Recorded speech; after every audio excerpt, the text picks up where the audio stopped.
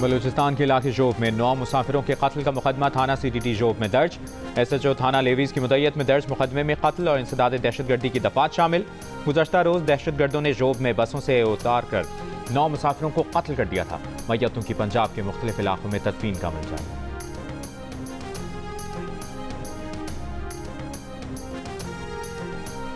खैबर पख्तूनख्वा में senate election, मौलाना फजल रहमान फिर मरकज़ निगाह बन गए।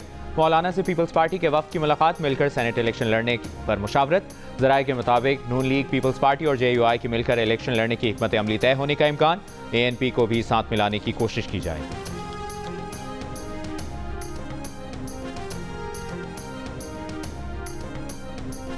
चीनी दरामद करने के लिए पहला टेंडर जारी। पहले मरहले में 3 लाख टन चीनी दरामद की जाएगी। दस्तावेज के मुताबिक चीनी दरामद के लिए 25,000 टन से कम की बोली मंजूर नहीं की जाएगी।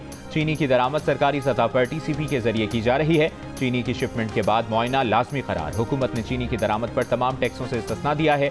चीनी की दरामद के लिए इंटरनेशनल सप्लायर्स और मैन्युफैक्चरर्स से 18 जुलाई तक लिफाफा बंद बोलियां तलब। हुकूमत की जानिब से 5 लाख मीट्रिक टन तक चीनी दरामद करने की मंजूरी दी गई है।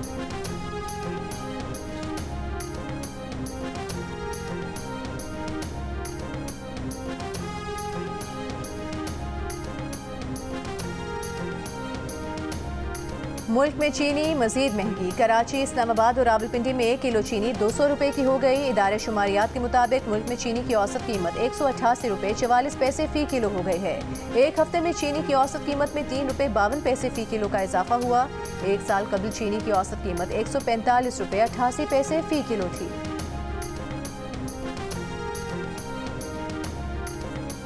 कारोबारी तबके की शिकायत पर एंटी मनी लॉन्ड्रिंग कानून में तब्दीलियां कर दी गई। ज़राए के मुताबिक अब कानून के तहत कारोबारी तबके को नोटिस के इजरा से पहले सर्कल रजिस्ट्रार से इजाज़त लेना होगी। एक बार नोटिस जारी हो गया तो बगैर तहकीकात वापस नहीं लिया जा सकेगा।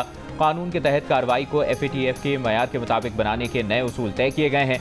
FIA और एंटी मनी लॉन्ड्रिंग अथॉरिटी ने नए कवायद का इजरा कर दिया। कराची के इलाके लियारी में 5 मंजिला इमारत गिरने का केस। गिरफ्तार 9 मुलजिमान का 3 दिन का जिस्मानी रिमांड। मुलजिमान में इमारत का मालिक और SPCA के अफसरान भी शामिल। अदालत में जमा कराई गई इब्तिदाई रिपोर्ट में SPCA के 6 डायरेक्टरों समेत 14 मुलजिमान कसूरवार करार। रिपोर्ट में कहा गया है कि SPCA हुकाम को 2022 से इमारत के बोसीदा होने का इल्म था। 20 फ्लैटों पर मुश्तमिल इमारत का एक हिस्सा SPCA अफसरान की मुजरिमाना गफलत के बायस गिरा। 1986 में मालिक ने 2 हिस्सों पर मुश्तमिल ग्राउंड+5 की इमारत तामीर की थी।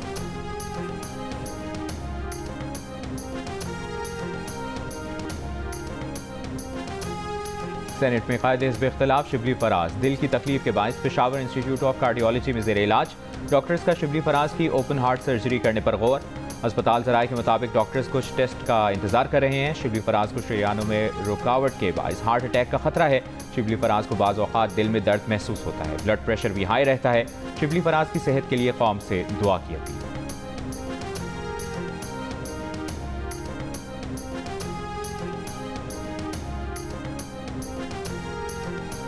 विफाकी वज़ीर इत्तलात व नशरियात अता तारिक का कहना है कि पाकिस्तान एक ऐसे पुरा मुस्तकबिल का ख्वाह है जहाँ पानी को हथियार की बजाय अमन का जरिया बनाया जाए। CPEC तहजीबों को जोड़ने का रास्ता है। कदीम शाहराह रेशम सिर्फ तिजारत का नहीं, दोस्ती का रास्ता है।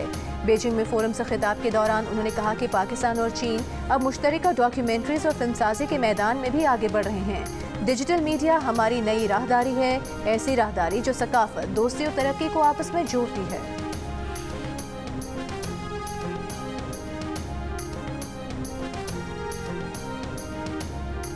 पाकिस्तान और रूस ने कराची में स्टील मिल्स की बहाली के लिए प्रोटोकॉल पर दस्तखत कर दिए। हारून अख्तर खान की क़यादत में रूस के साथ वज़ारत सनअत और पैदावार के वक्त ने मुआहिदा किया। हारून अख्तर ने कहा कि पाकिस्तान स्टील मिल्स की बहाली वज़ीर आज़म के विजन की अक्कासी करती है। मुआहिदा पाकिस्तान स्टील मिल्स की तरक्की और सनअती मुस्तक़बिल के लिए सगी मील है।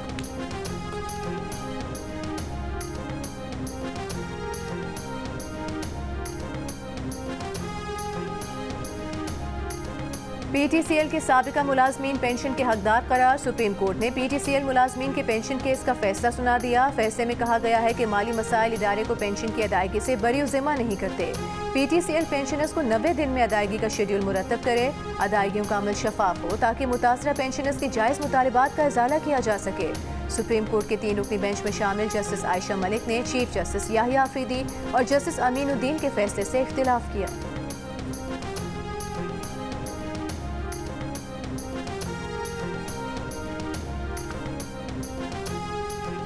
वज़ीर आला सिंध मुराद अली शाह का कहना है कि विफाक की पॉलिसियों के सबब बिजली का इस्तेमाल नहीं बढ़ रहा। विंड एनर्जी पर काम किया तो हुकूमत का खत आ गया, सोलर लगाना शुरू किया तो कहा सरप्लस बिजली है। सारे मसाइल विफाक की पॉलिसी के सबब हैं। वज़ीर आला सिंध की ज़ेर सदारत बारिशों और सैलाबी सूरत हाल से निपटने से मुतालिक इजलास, डिजास्टर मैनेजमेंट और ज़िला इंतजामिया को फौरी प्लान तैयार करने की हिदायत। कहा जुलाई और अगस्त में बारिशों की पेशगोई के मुताबिक अर्बन फ्लडिंग का खतरा है, नालों की सफाई का काम फौरी मुकम्मल किया जाए।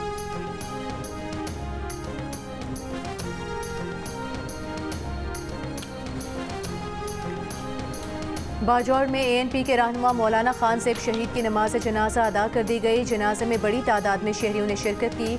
कत्ल का मुकदमा दर्ज। इब्तदाई तहकीकाती रिपोर्ट के मुताबिक मौलाना खान सेब अमन मार्च से घर की तरफ आ रहे थे। इलाका नवागई में 2 मोटरसाइकिलों पर सवार 5 अफराद ने फायरिंग की। फायरिंग से मौलाना खान सेब और कांस्टेबल शहीद हो गए। कराची के इलाके खोखरापार में 16 साल लड़की के कत्ल का मुकदमा दर्ज। पुलिस सर्जन के मुताबिक मकतूला को जिनसी तशद्दुद का निशाना बनाया गया। DNA टेस्ट के लिए नमूने हासिल कर लिए गए। मौत की असल वजह रिपोर्ट्स आने के बाद मालूम होगी। मकतूला के वालिद ने बताया कि वो उन्हें खाना देकर बाहर गई और वापस नहीं आई। पुलिस ने करीब ही ज़ेरे तामीर इमारत से 4 अफराद को हिरासत में ले लिया।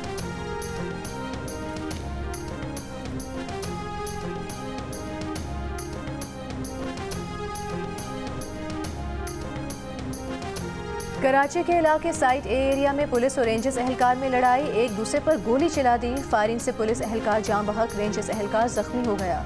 पुलिस हुकाम का कहना है कि जख्मी रेंजर्स एहलकार का अस्पताल में इलाज जारी है। होश में आने पर बयान लिया जाएगा, जिसके बाद कानूनी कार्रवाई की जाएगी।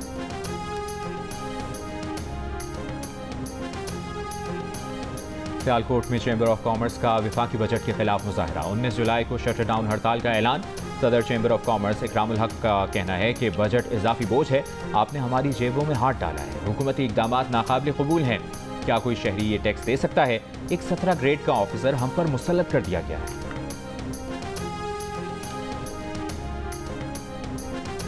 कराची में मक्खियों की तादाद में इजाफा। गैस्ट्रो और पेट के अमराज भी बढ़ गए। जिन अस्पताल में पेट के अमराज में मुब्तला यौमिया 80 मरीज आ रहे हैं। सिविल अस्पताल में गैस्ट्रो के 100 से ज़ायद केसेस रिपोर्ट। माहिरीन का कहना है कि हर साल मानसून में मक्खियों की तादाद में इजाफा हो जाता है। निकासी आपका निज़ाम मुतासिर होने से गंदा पानी और कचरा मक्खियों की अफजाइश के लिए मुआवन जगह बन जाती है।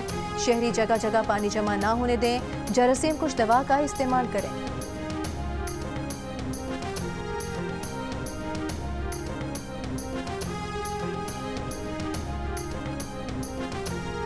पासपोर्ट और वीज़े के बगैर जद्दा पहुंचने वाला मुसाफिर वापस कराची पहुंच गया। निजी एयरलाइन ने लाहौर से कराची के डोमेस्टिक मुसाफिर को पासपोर्ट और वीज़े के बगैर जद्दा पहुंचा दिया था।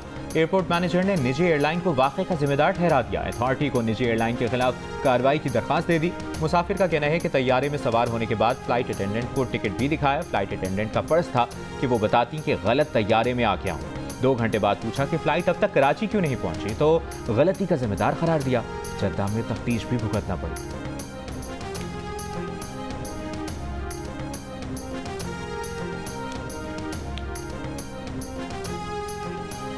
दुनिया भर में आज आबादी का दिन। इस साल का मौजू एक मुनसिफाना और पुरुमीद दुनिया में अपनी पसंद का खानदान तश्कील देने के लिए नौजवानों को बाइख्तियार बनाना है। सदर आसिफ अली जरदारी ने अपने पैगाम में कहा कि आबादी में मुसलसल इजाफे से निमटने के लिए जामे हिकमत अमली अपनाना नागुज़ीर है। वज़ीर आज़म शहबाज शरीफ ने कहा कि नौजवानों को बाइख्तियार बनाना है ताकि वो अपने खानदान तश्कील दे सकें। खातून अव्वल आसिफा भुट्टो जरदारी ने कहा कि आज का दिन हमें सिर्फ आदाद व शुमार ही नहीं बल्कि उन माओं, बच्चों और ख़ानदानों की कहानियों की याद दिलाता है जो हमारी कौम की बुनियाद हैं।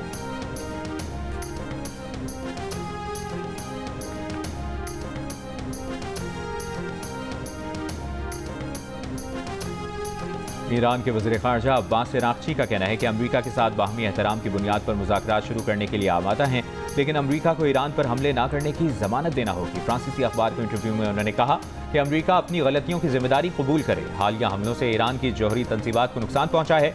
ईरान को जौहरी तनसीबात पर नुकसान के तखमीने के बाद मुआवजा तलब करने का हक हासिल है।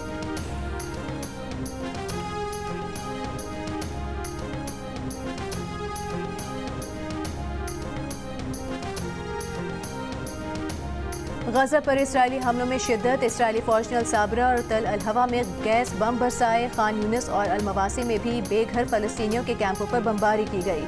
गुज़िश्ता रोज़ इसराइली हमलों में कम से कम 82 फ़लस्तीनी शहीद हुए।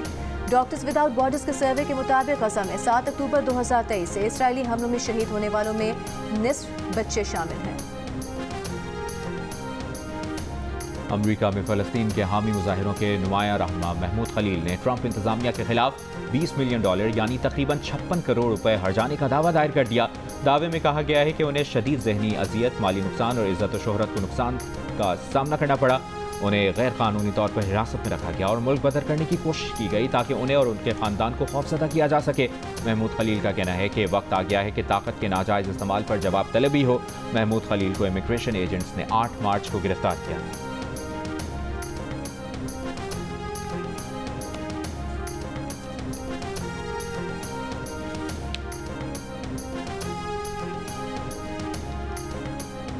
भारतीय पंजाब के वज़ीर आला भगवंत मान मोदी सरकार के दोहरे मयार पर बरस पड़े।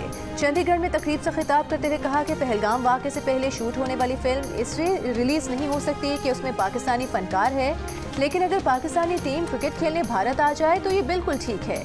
ये क्या मजाक है कि दिलजीत पाकिस्तानी फनकार को लेने से गद्दार हो गया, लेकिन पाकिस्तानी क्रिकेट टीम का आना बिल्कुल ठीक है।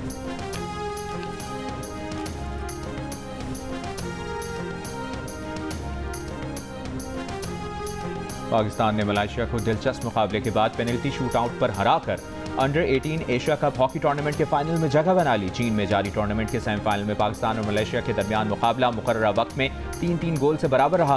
पेनल्टी शूट आउट पर मलेशिया ने 3 और पाकिस्तान ने 4 गोल किए। गोलकीपर गुलाम मुस्तफा ने फैसलाकुन पेनल्टी शूट रोककर पाकिस्तान को फाइनल में पहुंचाया। पाकिस्तान और जापान के दरमियान फाइनल इतवार को खेला जाएगा।